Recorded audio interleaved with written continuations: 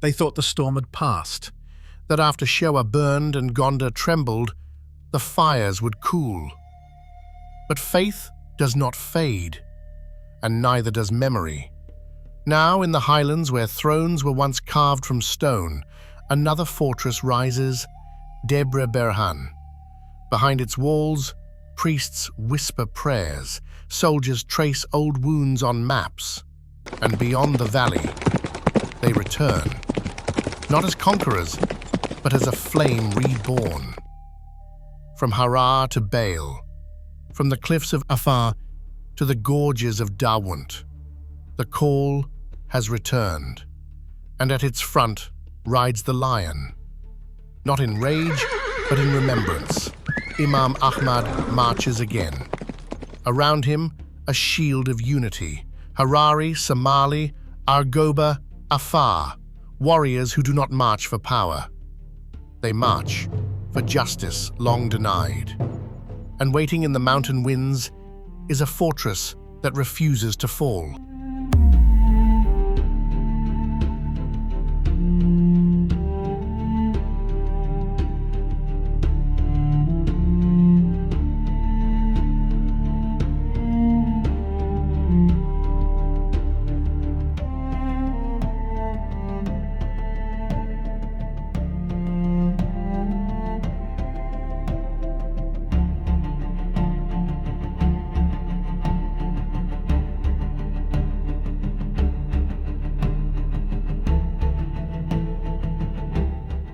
Debre Berhan rose from the highlands like a crown built of ash and stone.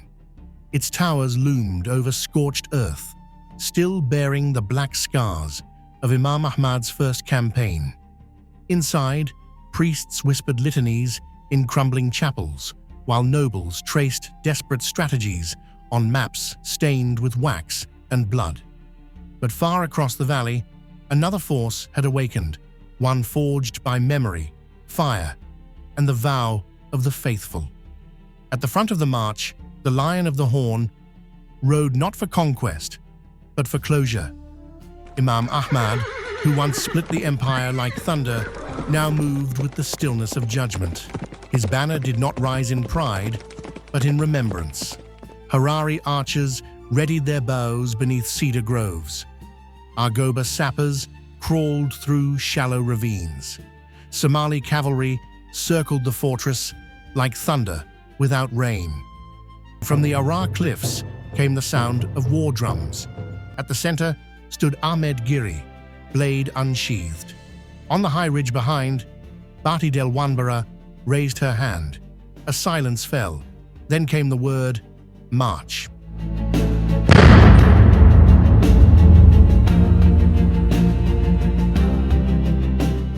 The siege did not begin with fire.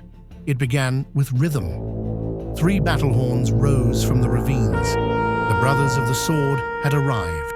Garad Sadiq led the vanguard with silent precision. Nasser bin Bali swept the flanks like a tide, and Del Sagad struck the western towers with the fury of remembrance. These men had carved paths in the storm before, and now returned as hammers of faith. Ahmed Giri commanded the siege lines with brutal grace, moving powder charges and fire barrels with the calm of a man who believed in destiny. Beneath him, Argoba saboteurs placed charges. Somali riders tightened their formation in the valley below. Afar and Harari infantry advanced step by step, not shouting, not charging, but praying. Their blades gleamed beneath rising smoke. They marched not to conquer, but to fulfill.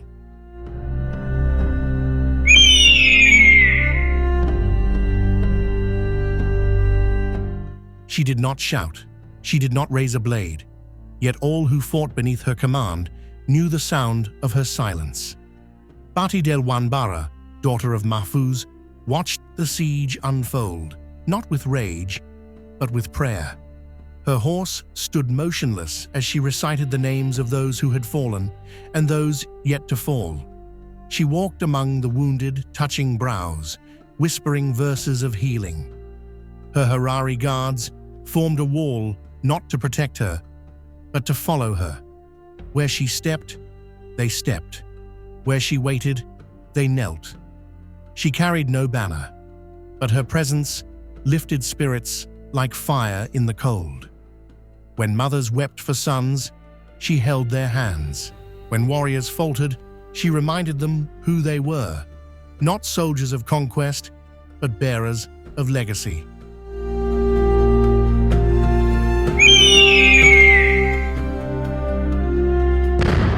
The silence cracked. With a thunderous roar, the southern gate burst open in flame. Argoba charges had struck true, and smoke curled like serpents across the sky.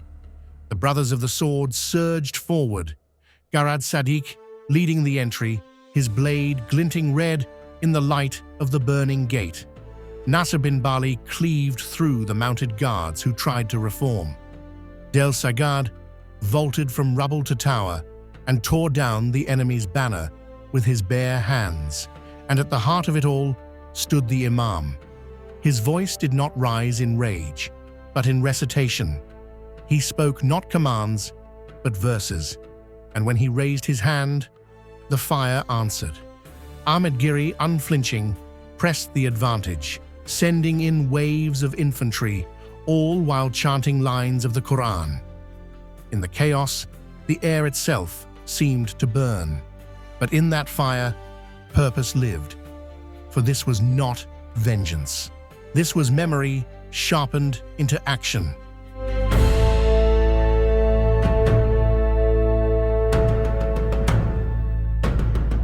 Within the chapel courtyard, resistance had not yet broken. Abyssinian priests, armed not with swords but with scripture, stood shoulder to shoulder. Their chants echoed against the stone as warriors formed a circle around them. Bati del Wambara entered slowly, unarmed, unveiled, cloaked in ash. The priests did not move. She did not command. She only said, "Let them live." One monk stepped forward, torch in hand. Their eyes met, not enemies, but guardians of different truths. The monk lowered the torch. The chant stopped, and the silence said more than fire ever could. In that instant, a city remembered mercy.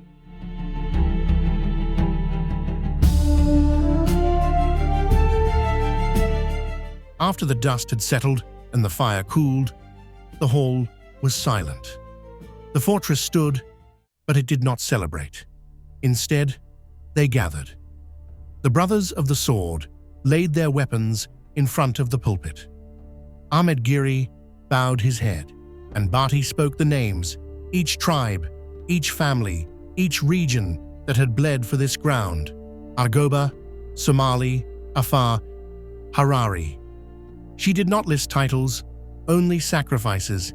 She read them not to the living, but to the ancestors, to those whose names had been stolen by time. And though the Imam spoke no words that day, his silence was felt. These were the warriors who had followed his flame, not blindly, but faithfully. Their names, like his, would not be forgotten.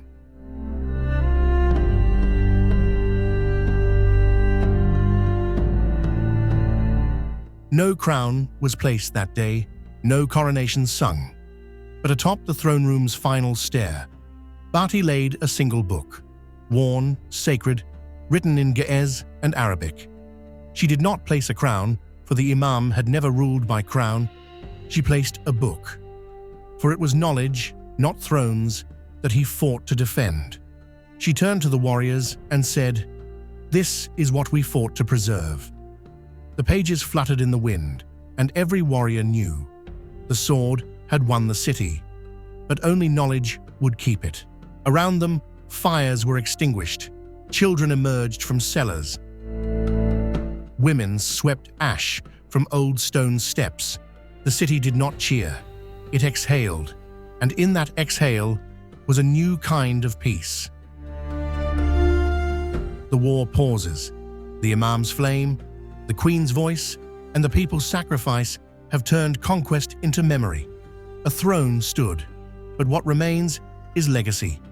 Debre Berhan fell, not by fury, but by unity, not by might, but by memory. The flame of Imam Ahmad did not burn, it guided. And those who marched beneath his crescent banner, Harar, Somali, Argoba, Afar, did not erase a people. They reminded them that mercy is stronger than fear, that faith is deeper than conquest, and that when banners fall, memory must rise. This was not a siege. It was a return to something sacred.